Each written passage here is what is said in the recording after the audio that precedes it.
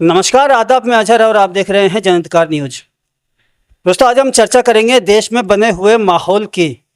औरंगजेब को लेकर जिस तरह से आज देश में माहौल क्रिएट किया गया है, क्या ये सही है? इस पर हम चर्चा करते हैं हाजी उमर दराज से, जो कि सीनियर पार्षद भी हैं और काफ़ी अच्छे वक्ता भी हैं। तो इनसे हम जानते हैं कि आखिर माहौल जो बना है ये कितना सही है। सबसे पहले हमारे चैनल पर आपका स्वागत है सर। आपके चैनल का बहुत बहुत शुक्रगुजार हूँ मैं। जिस हिसाब से माहौल इस टाइम बना रखा है औरंगजेब को लेकर, क्या ये सही है? देखिए, भारतीय जनता पार्टी जो आज हिंदुस्तान के ऊपर राज कर रही है, इसको हिंदुस्तान की फिक्र नहीं है, इन्हें अपनी खुद की फिक्र है।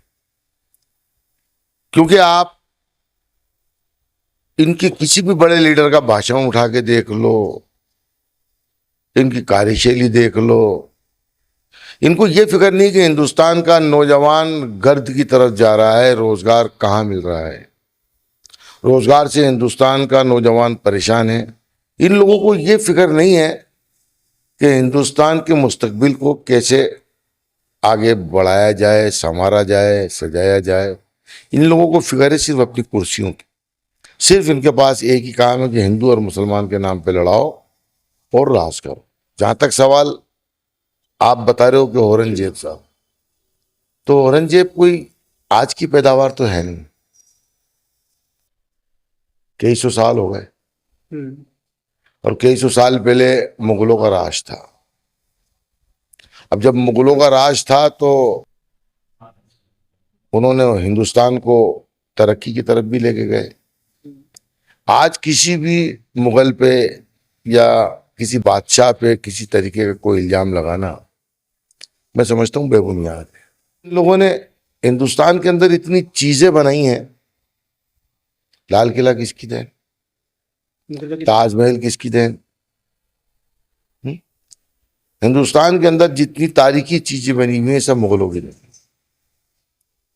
तो आप अगर ये कहते हो तो फिर मुगलों के नाम को आप हटाना चाहते हो, मुगलों के ऊपर आप एलिगेशन लगाना चाहते हो, तो फिर मुगलों की इन चीजों को अगर आप बंद कर दोगे तो फिर हिंदुस्तान का नाम खत्म करने पे लगे हो आप, इसका मतलब।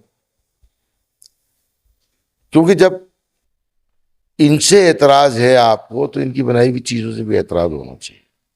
अभी जिस तरह से नागपुर में माहौल क्रिएट किया गया है, वहाँ दंगे हुए हैं। देखा ये भी गया, कुछ वायरल वीडियो हुए हैं जिसमें चादर को जलाते हुए दिखाया गया है। लेकिन वहाँ के जो मुख्यमंत्री इस बात को नहीं मान रहे हैं और जो मुसलमानों को पकड़ा उन पर 57 किस्म की धाराएं लगाई गई हैं। और जो हिंदुओं को पकड़ा था, जिन पे ये आरोप था कि इन्होंने दंगा भड़काया है, उनको 3000 के मुचलते पे छोड़ दिया गया है। तो कहीं ना कहीं कानून व्यवस्था भी खराब की जा रही है। देखिए, कानून व्यवस्था का जहां तक सवाल है, कानून व्यवस्था खराब नहीं की जाती है, अफवाहें ज्यादा चलती। और अगर कानून व्यवस्था इस भारतीय जनता पार्टी के हाथ में रहेगी तो खराब तो करेंगी। मगर सोशल मीडिया पे मैंने अक्सर ये देखा है कि लोग बिना सोचे समझे कोई वीडियो उन्होंने देखी, वो उसकी तह तक नहीं पहुंचते हैं, उसको आगे वायरल कर देते हैं। तो वो एक फेक वीडियो भी हो सकती है, एक दहशत फैलाने वाली वीडियो भी हो सकती है।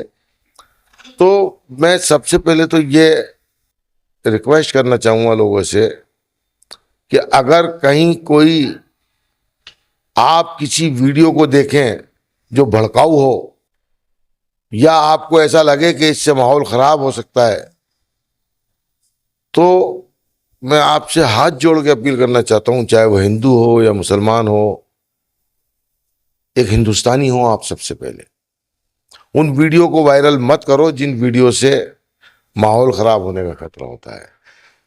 अगर आपको लगता है कि उन वीडियो में कहीं सच्चाई है तो कानून अभी भी कहीं ना कहीं जिंदा है।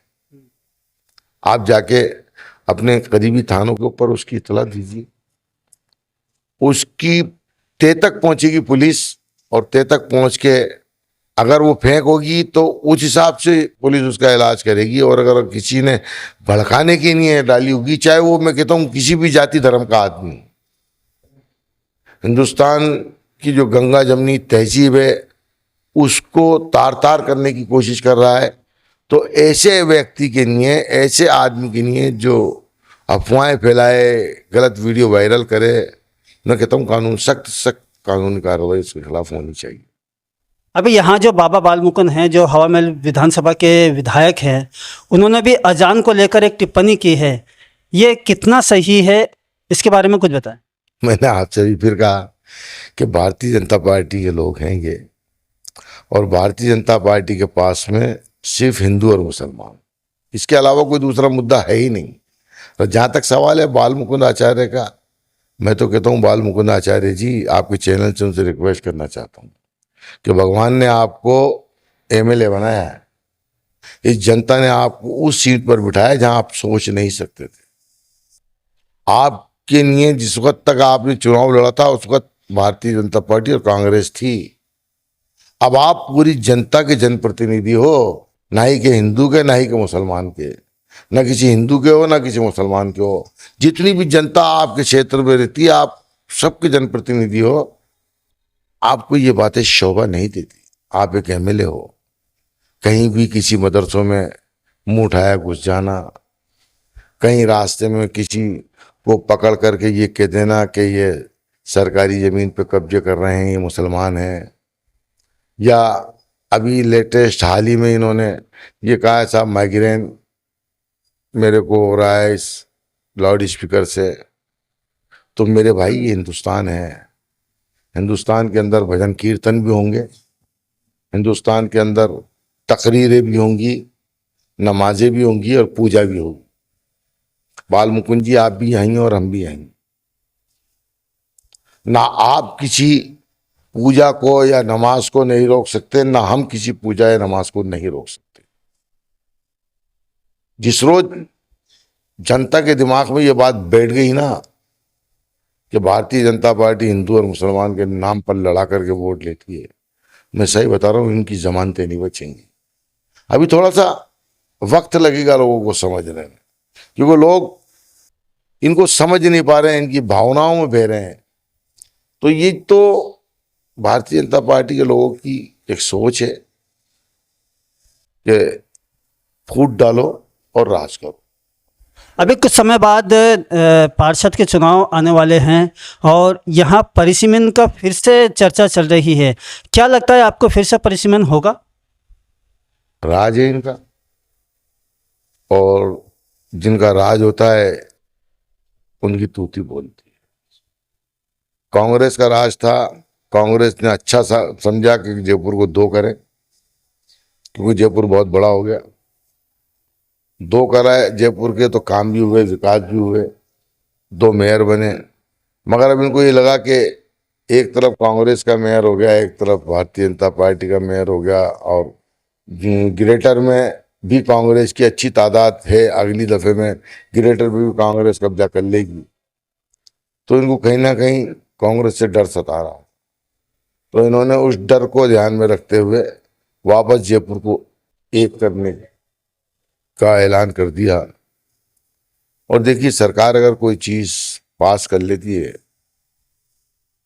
कोई गजट नोटिफिकेशन जारी कर देती है, तो वो सरकार कर सकती है। जब कांग्रेस की सरकार आएगी फिर देखेंगे क्या कर रहा है।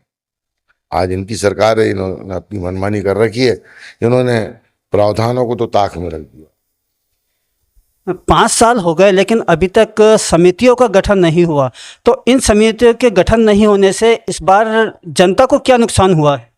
देखिए, ये बात सत्य है कि कहीं ना कहीं हमारी कमजोरी रही, कांग्रेस की कमजोरी रही कहीं ना कहीं, जो हम समितियों का गठन नहीं कर पाए।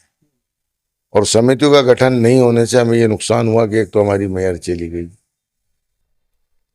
दूसरा कुछ पार्षद हमारे टूट के भारतीय जनता पार्टी को समर्थन देने चले गए।